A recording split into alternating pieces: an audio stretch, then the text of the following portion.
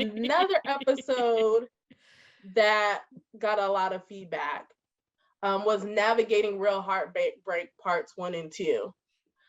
So with this, I was dying to ask, when the girl came up to you and told you that she was seeing your man, did you slap her?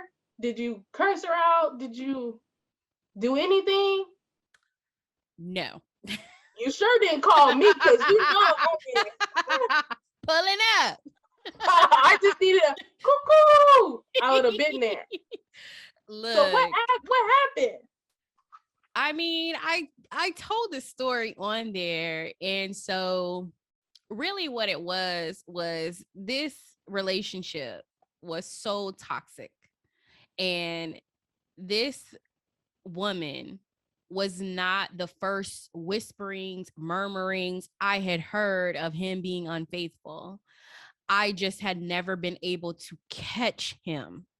And for anybody who's ever been in a toxic relationship with a person who's a gaslighter or a liar, like, they have a uncanny ability to twist reality. They will have you believing that the sky is purple if you let them. And that's a lot of what had been going on in that relationship. It was just a really difficult time because I didn't trust myself. Like, I knew that something was wrong, but I had so little faith in my own intuition at that point that I was allowing him to twist my reality and allow me to believe that the sky was purple. And so I hadn't been able to catch this man in a lie. And we were together for almost on and off for 4 years. So this was a lot of time, a lot of history, invested in foolishness. And so it was coming to a point in our relationship where I was kind of ready to go. I just didn't have the strength to go because I was like, I didn't feel like I had a reason.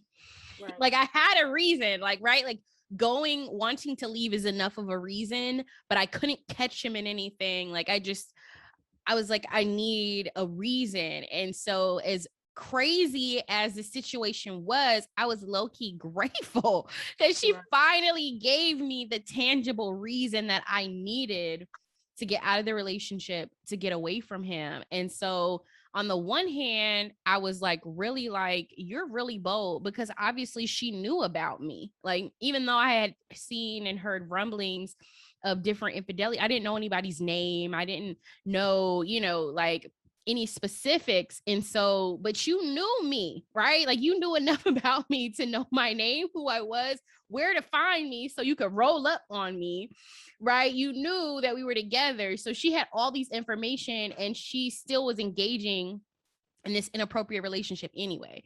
So I was like, on that front, I was like, you wrong, right? Like that's wrong. But on the other hand, I was just so grateful that she had finally provided me with the evidence that I needed to get out of that relationship and to move on, that we ended up crying and hugging each other. Like, because the thing that people don't realize too about toxic relationships, and I realized this during our conversation, is that he had been gaslighting her the same way he had been gaslighting me. Like, I realized that I was standing next to a woman who I shared trauma with, and we had experienced trauma at the hands of the same person. And so while I was upset with her, I also had this very deep level of compassion for her, because I knew how much pain I had been caused throughout the course of that relationship.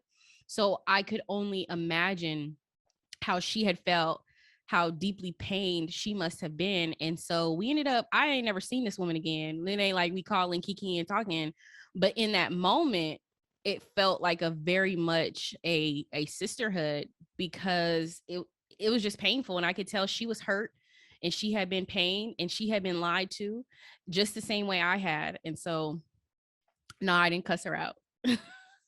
Well, that's good.